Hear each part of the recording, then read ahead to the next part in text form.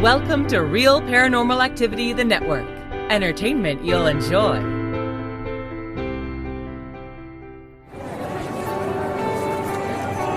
You are listening to an RPA production where people gather.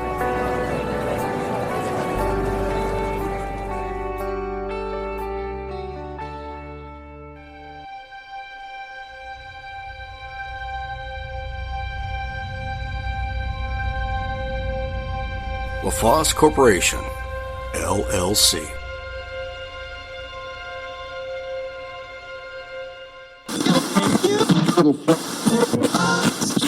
I was born in one of the coldest places on earth.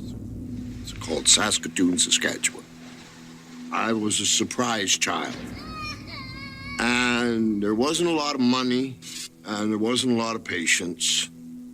I was about 12, and I left home. There really wasn't a place for me, and I needed to find a place. I got on the street as a kid. As time went on, I started to learn how to box, and I learned how to amateur wrestle. And it's just by accident I got into pro wrestling. So someone just didn't show up in the Winnipeg Arena for a professional wrestling match. And the promoter, he said to me, I can get you $25 if you want to fight this guy, but it's pro and you'll lose your amateur status. Not a problem. Back in those days, it was like 300 people in the garage. There was nothing. And the guy that I went against was Larry the Axe Henny. He was 320-pound Viking. I was a 167-pound bagpipe blower. And to this day, I got in the ring. It's the shortest match in the history of the Winnipeg Arena. He beat me in 10 seconds.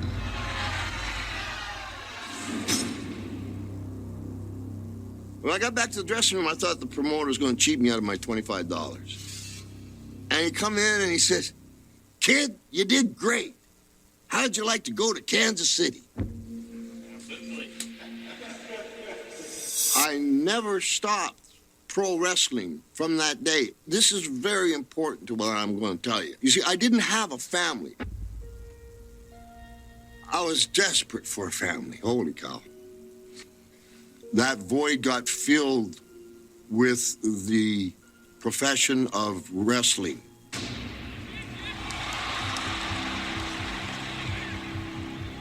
I was 22 years old. There was another young man. He was 22 years old. The name that he wrestled under was Adrian Adonis. There was a chemistry with us. I really loved him. And Adrian believed that I was his brother. It was a match made in heaven as far as a best friend.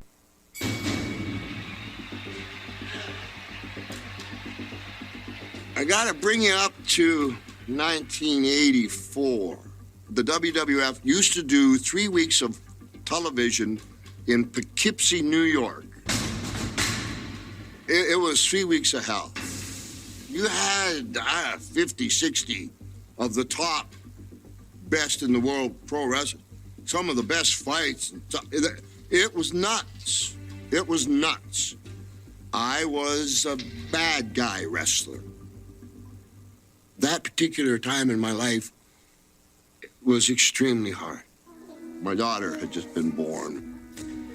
The pressure, the travel. And I'm getting in a tiff with one guy and with another guy. I'm not getting along with anybody, and it's mostly my fault. And I was having a terrible time. And we're in this building in Poughkeepsie, and I'm yelling, and I'm throwing chairs, and it's just frustration. And Adrian comes up to me, and he says, "Pipes." I says, "Stop it. Come here." And he says, "I'll tell you what's wrong with you, Roddy." He says, "You need to buy a house." You've never lived any place. You don't have nothing. You never settled down. You got a baby, and you're all over the place. You need to buy a house. Listen to me. And he was real intent on listening to me. Probably within 2 months, I had a house because of Adrian Adonis. And he was right. It fed into that void for me. Everything kind of calmed down. You know, I didn't get in so much trouble.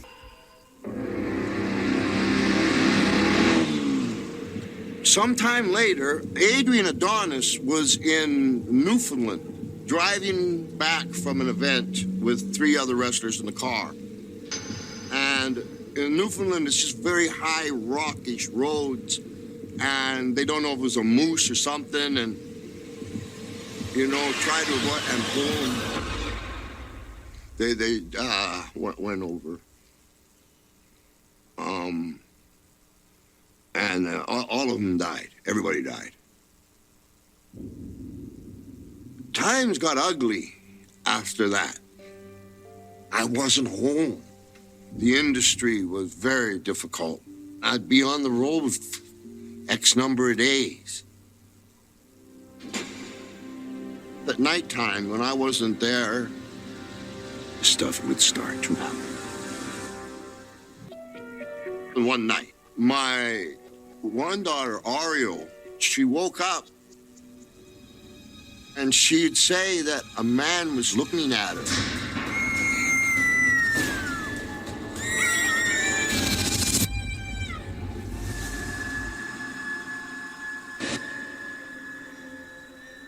Colt saw shadows.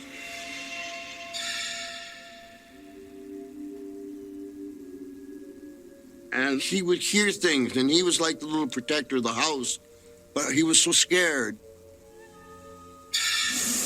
I'm on the road. I'm getting this from my wife on the phone. And she just was getting all out of kilter. One night, I'm coming home from the airport. It's about 5, 6 o'clock in the evening. I pull in the driveway, and there's my son, Colt. He's just trembling. He's so scared. And all he can say is, I saw a man in the house. And he saw the man go past the glass as I pulled in. And he can hardly get anything out. Stay right here. My son's telling me that somebody was inside my house. And I came in that house as a dad.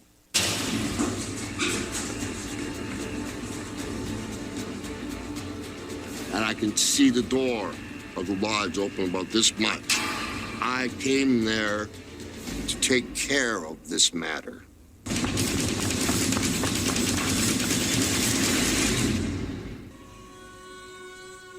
There's a huge fireplace.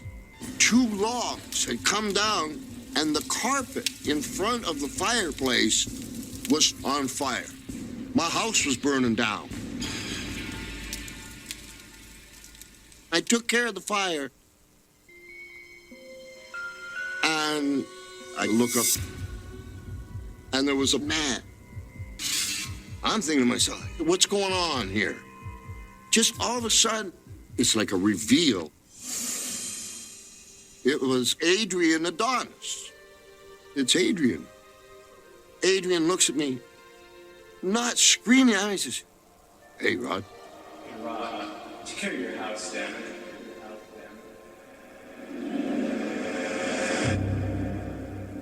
And then there was nothing.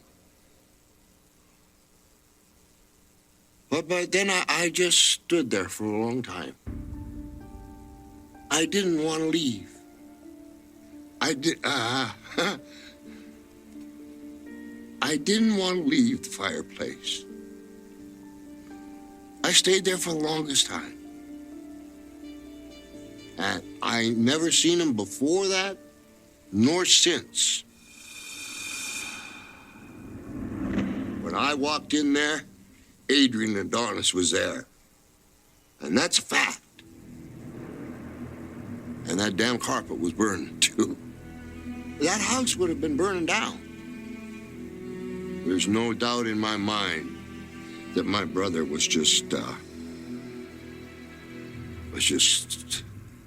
taking care of me, as he had many, many times before. It's interesting.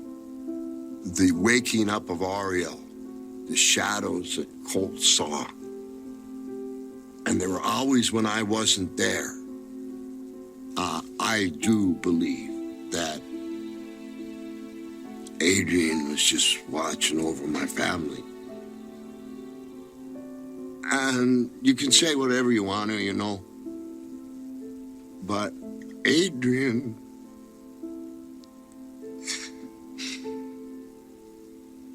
was my brother. And he told me to get that house.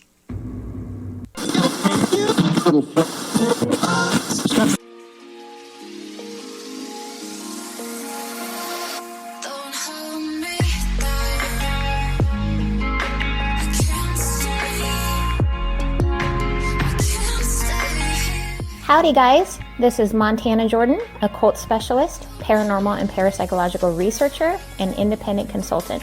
And you are listening to Real Paranormal Activity, the podcast, with my good friend, the amazing Aaron Hunter. Welcome. I'm Aaron Hunter, purveyor of paranormal stories, the occult, and the unexplained. Welcome to RPA. I hope you enjoy your stay.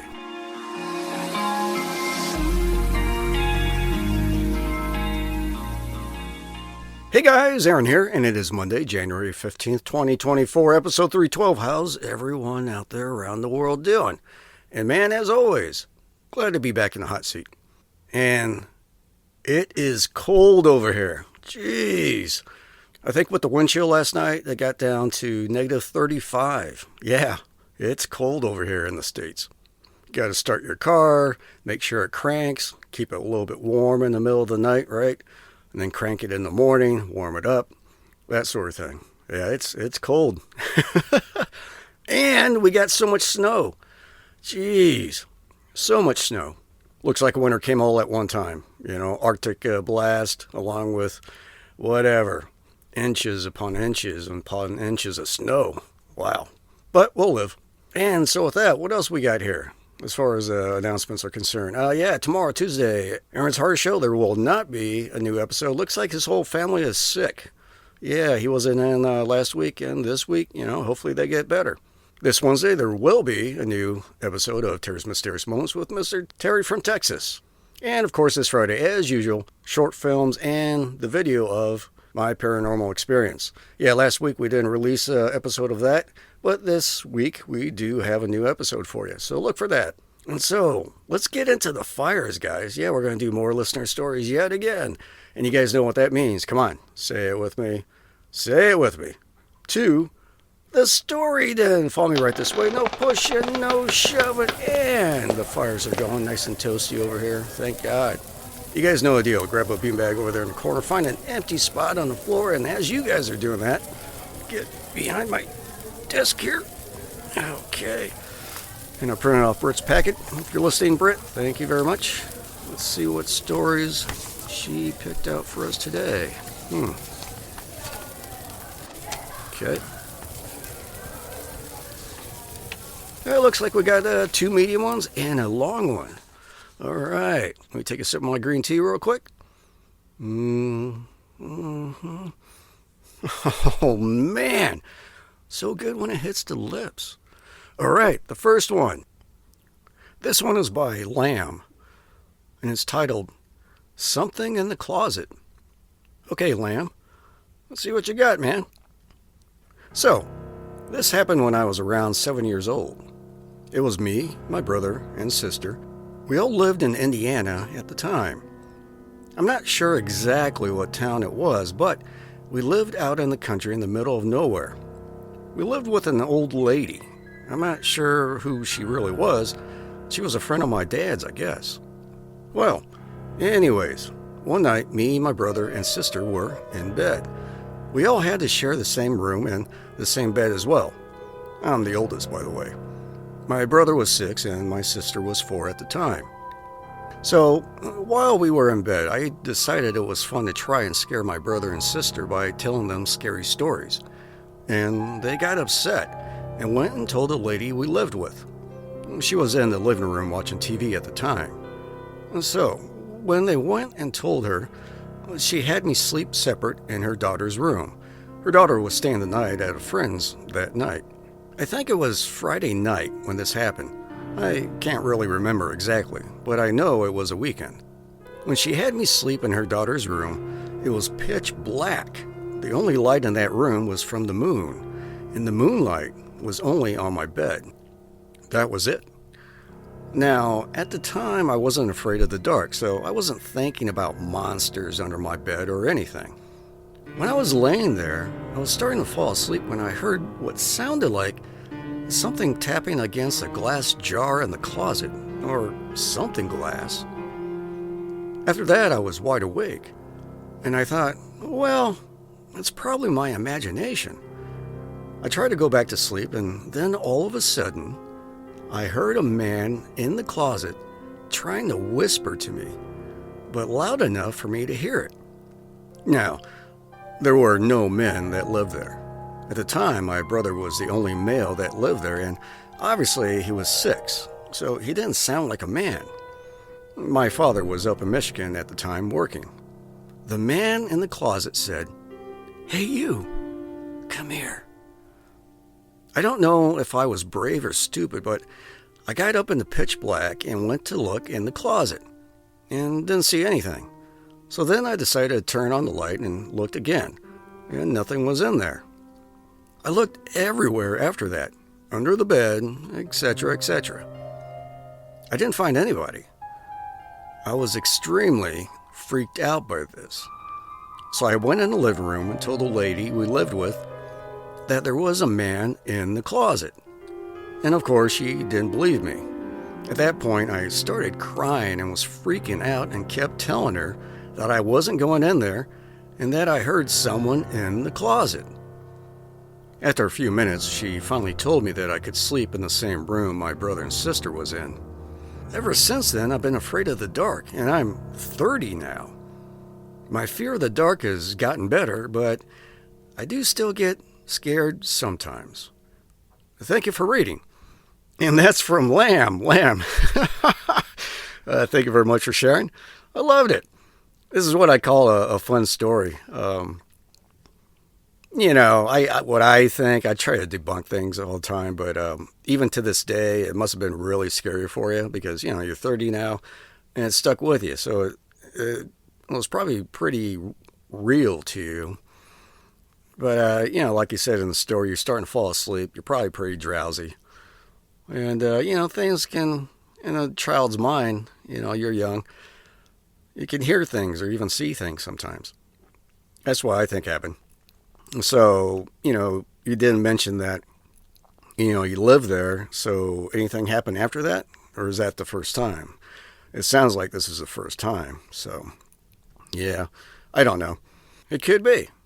You just never know. I remember when I was younger, oh man, my dad said I could watch The Exorcist. And I don't know what age I was, maybe 6, something like that. The age where you don't really know what's going on. You can't really follow a movie, but you're just watching the imagery. Well, later that night, I was freaked out about that movie, the possession of that girl and, how she became deformed and all the other stuff that's going on.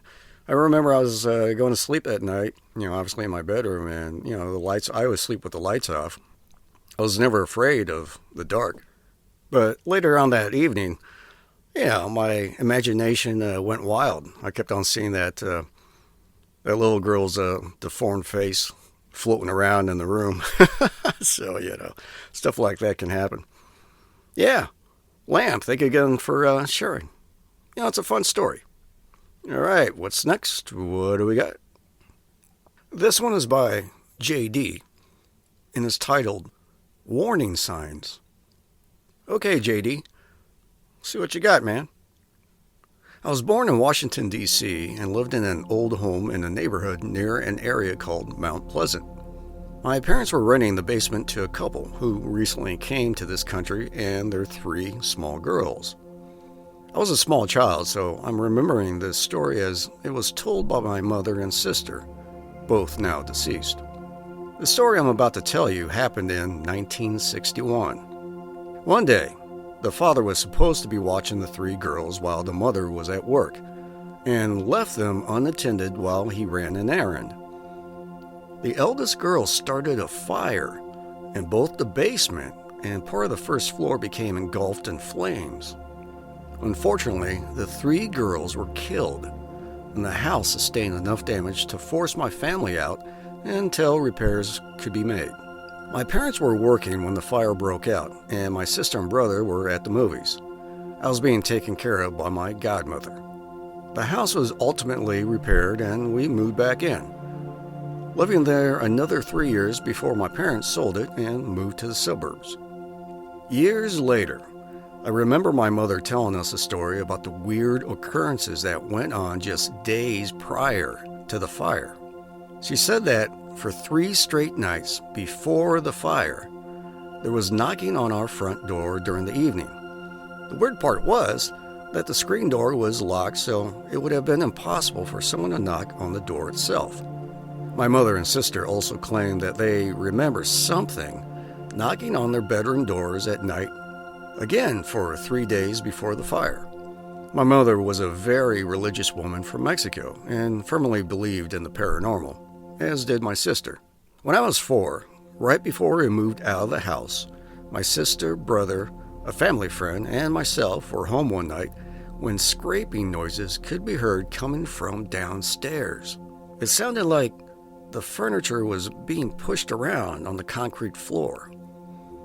By this time, there was no one living in the basement. The noises became very loud, and we all went running, screaming, and crying upstairs. My sister called our neighbor, and he called the police. Nothing out of the ordinary was ever found. My sister also said she remembers hearing the laughter of small children when she would be ironing downstairs. And my dad said he would often get blasts of cold air shooting through him when he was in his workshop down there. We moved out in 1965, and the house is still there. The neighborhood has gone through a huge transformation, and we've always wondered if those little girls are still there or have finally found peace. Love RPA. Keep reading. And man, that's from JD. JD, thank you very much for sharing. Great story. Yeah, it's tragic. Yeah, you hear about this every once in a while. There's some tragedy that happened in a house, and sometimes, they don't leave for whatever reason. Yeah, spooky about supposedly warning signs, but a lot of sounds, right? 3 days before the fire broke out. Yeah, interesting stuff. Yeah, JD, thank you again for sharing. Loved it.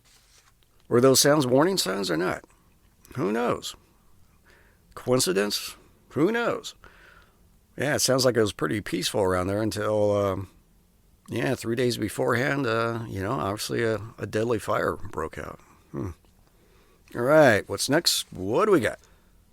This is by CB, and it's titled Newport Naval Base. Okay, CB, see what you got, man. From 1980 to 1984, my father was stationed in Newport, Rhode Island, and we resided in officers' quarters on Coasters Harbor Island. There were only a few houses on this small island, which also included the War College, officers' barracks, gym, marina, library, and officers' club. I was 10 to 14 years old at the time, and was the only child at home as my 2 older siblings were away in college. I don't know any history of the house we lived in. It was Quarters H on Brainbridge Road, a duplex at the end of the row of houses. It was a 2-story home, also with a basement. Had steam heat and appeared fairly old. Again, I'm not sure of the age or history. My room was on the 2nd floor facing north and east. I had several unexplained sightings at the house. all in my bedroom, and all at night. The first sighting I had was about a year into our stay. I woke during the night, and kneeling at the foot of my bed was an old lady that was resting her head on her arms on my bed. She looked to be over 80 years, white hair pulled into a bun, and wearing a long white dress. When I woke and sat up in my bed, I remember being so scared, but not able to say anything. And as I sat up, she stayed kneeling, but lifted her head to look at me. I moved my legs away from her and screamed, which caused her to stand, turn away from me, and move away from my bed towards my closet. My scream caused my mother to come into my room, and upon her entrance, the lady was gone. I explained what had happened to my mother, who suggested that I was dreaming. Later, not sure how many weeks or months had passed, I woke again in the night to find the same lady standing in my room.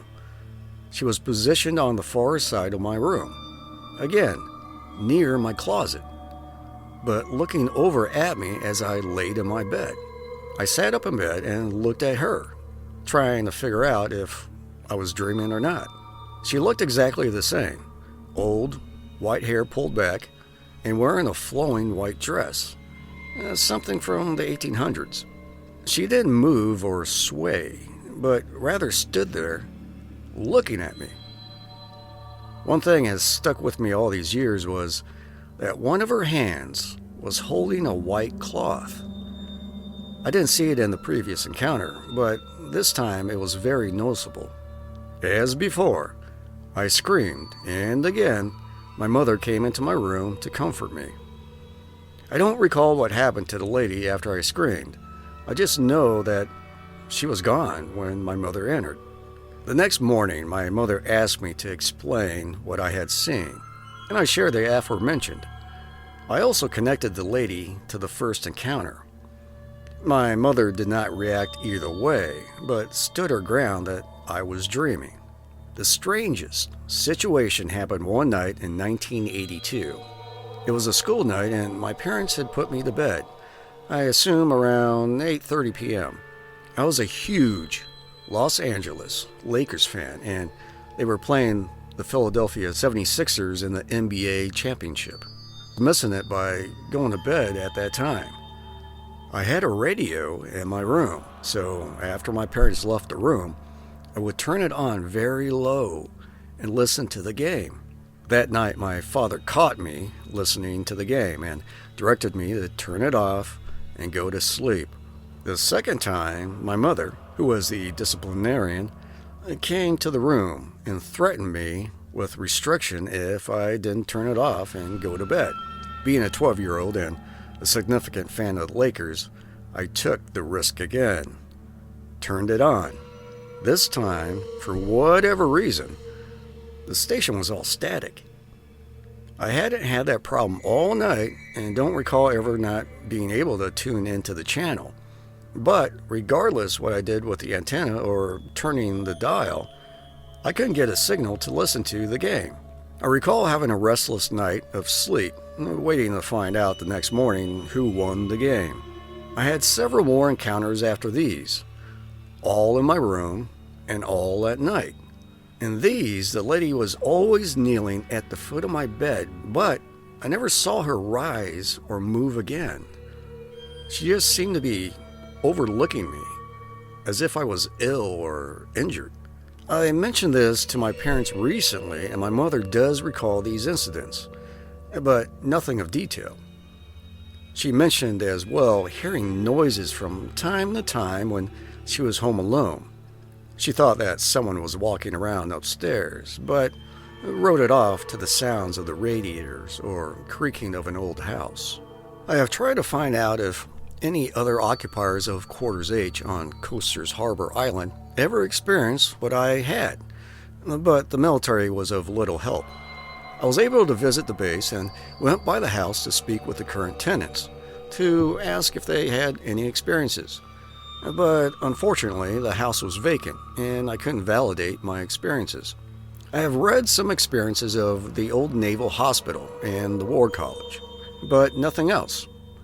I have always been a skeptic, but what I experienced felt incredibly real and, at the very least, makes me want to know more. Thank you. And man, that's from CB. CB, thank you very much for sharing.